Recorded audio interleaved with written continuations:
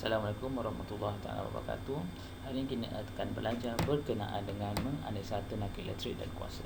Saya sedar ada yang telah belajar berkenaan tenaga dan ada yang belajar tentang kuasa. Okay, hari ini kita akan meneruskan silibus kita berkenaan tenaga elektrik dan kuasa. Apa maksud tenaga elektrik? Tenaga elektrik adalah hasil darab daripada beza keupayaan arus dan masa. Unit SI tenaga elektrik adalah joule sebab dia merupakan tenaga, iaitu 1 joule bersamaan 1 volt ampere saat. Maka persamaan tenaga elektrik dia adalah E sama dengan VIT, E sama dengan I kuasa 2 RT, E sama dengan V kuasa 2 T per R. Jika soalan bertanyakan tentang tenaga yang hilang disebabkan rintangan, kita bolehlah guna E kuasa 2, E sama dengan I kuasa 2 RT, atau E sama dengan V kuasa 2 T per R. Okay, kita tengok contoh satu. Arus elektrik mengalir 5 ampere dalam elemen pemanasan selama 10 minit. Jika beza keupayaan meratakan elemen pemanas adalah 240, kira tenaga elektrik digunakan oleh elemen pemanas itu. Okay, kita keluarkan maklumat. I sama dengan 5 ampere, V 240 volt, T sama dengan 10 minit. Kita tukarkan dalam saat, iaitu 600 saat. Maka persamaan sesuai adalah E sama dengan VIT.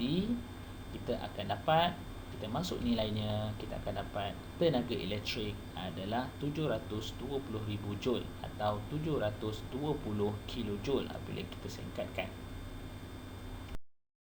Contoh 2. Okey. Apabila switch ST tutup selama 5 minit, kira tenaga elektrik dihasilkan perintah 2 ohms. Ini dalam bentuk litar. Okey. 8 dan 2 ohms ini merupakan litar sesiri, disusun secara sesiri. Maka kerintangan berkesan dia adalah 8 tambah 2 bersamaan dengan 10 ohms. Yang kedua, kita kena cek nilai arus V sama dengan IR. Maka kita akan dapat I sama dengan 1 ampere.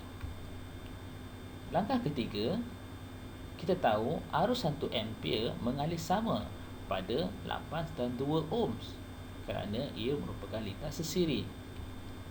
Oleh itu, persamaan yang sesuai adalah E sama dengan I kuasa 2 RT, di mana kita masukkan nilai, kita akan dapat nilai dia adalah 600 joule.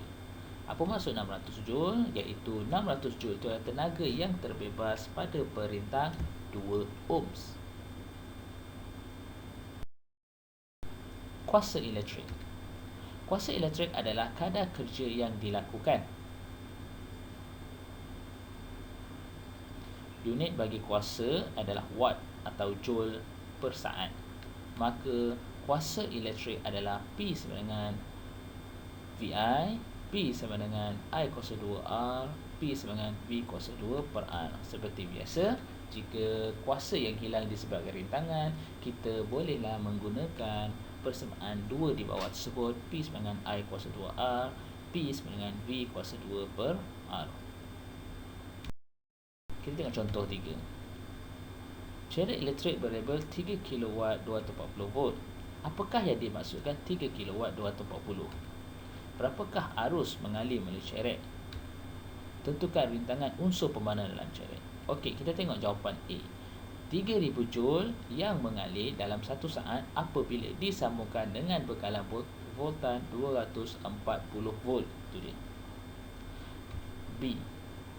Kita gunakan persamaan P sama dengan VI, maka kita dapat I sama dengan 12.5 ampere.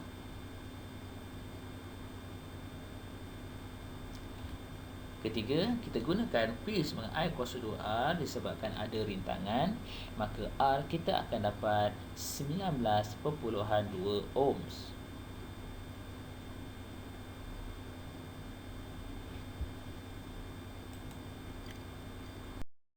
Okay, penggunaan tenaga elektrik. Penggunaan tenaga elektrik ini adalah dibekalkan oleh lembaga elektrik. Unit-unit yang digunakan adalah dalam bentuk kilowatt jam, di mana 1 kilowatt jam bersamaan dengan 1 unit. Ini adalah nilai yang standard dan biasa digunakan di rumah-rumah apabila kita ingin membeli tenaga elektrik atau menggunakan tenaga elektrik yang telah dibekalkan. Persamaan yang terlibat adalah tenaga sama dengan kuasa darab masa, di mana kuasa mestilah ditukarkan kepada kilo, masa mesti ditukarkan kepada jam. Ini adalah kerana hanya untuk penggunaan tenaga elektrik atau untuk membeli tenaga elektrik ataupun untuk membayar bil. Okay, kita tengok contoh keempat. Okay, tentukan berapa banyak unit digunakan untuk peralatan berikut. Dua mentol digunakan dalam 5 jam, setiap dilabelkan 60 watt 240 volt. Dan satu lagi, penyaman udara mempunyai 2 kilowatt dan digunakan selama 5 jam setiap hari selama 1 bulan. Okey, kita tengok jalan kerja untuk A.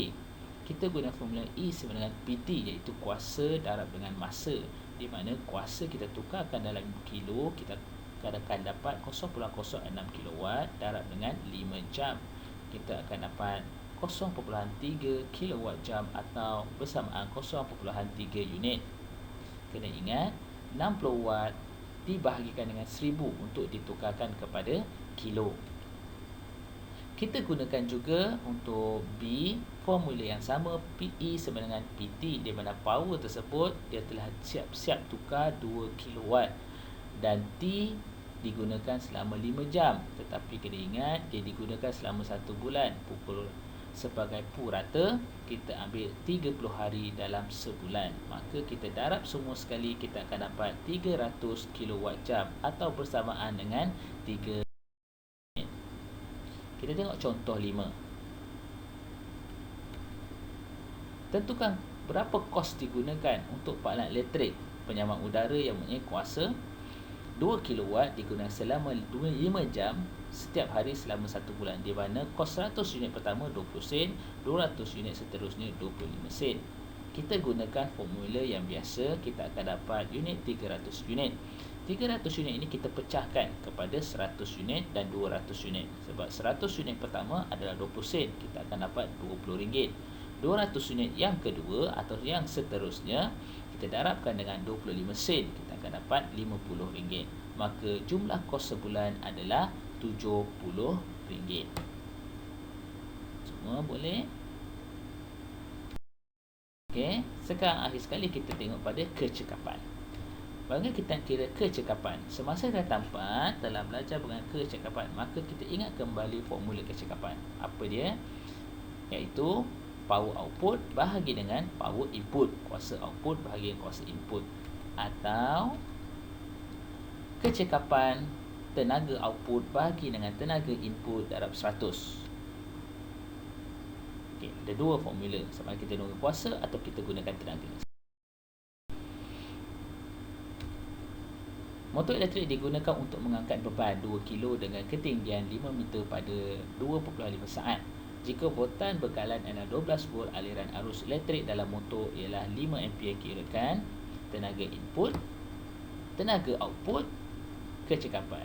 Okey, tenaga input. Apa maksud tenaga input? Iaitu tenaga yang digunakan agar motor tersebut boleh berfungsi. Okey, iaitu E dengan VIT. Maka kita akan dapat 150 joule. Maka tenaga output kita E sama dengan mGh. Kenapa kita guna mGh? Sebab dalam soalan ini dia ada melibatkan ketinggian. Jika soalan tersebut melibatkan hal laju, kita gunakan tenaga kinetik.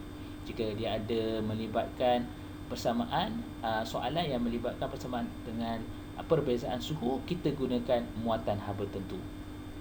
Tapi pada soalan ini dia menggunakan ketinggian, maka ketinggian kita gunakan tenaga keupayaan graviti. Formula dia E sama dengan mGh, maka kita akan dapat E sama dengan 100 joule. Kita tahu nak mengira kecekapan motor, okey, ini adalah tenaga yang dikeluarkan agar motor boleh mengangkat objek. Tenaga yang dikeluarkan, yang E itu tadi tenaga yang dibekalkan. Okay, kecekapan iaitu tenaga output bahagi tenaga input darab 100. Maka apabila kita masukkan nilai tenaga output 100 bahagi dengan 150 joule darab 100, maka jawapan dia 66.67%. Maka baki tenaga 33.3% telah hilang sebagai bunyi dan haba.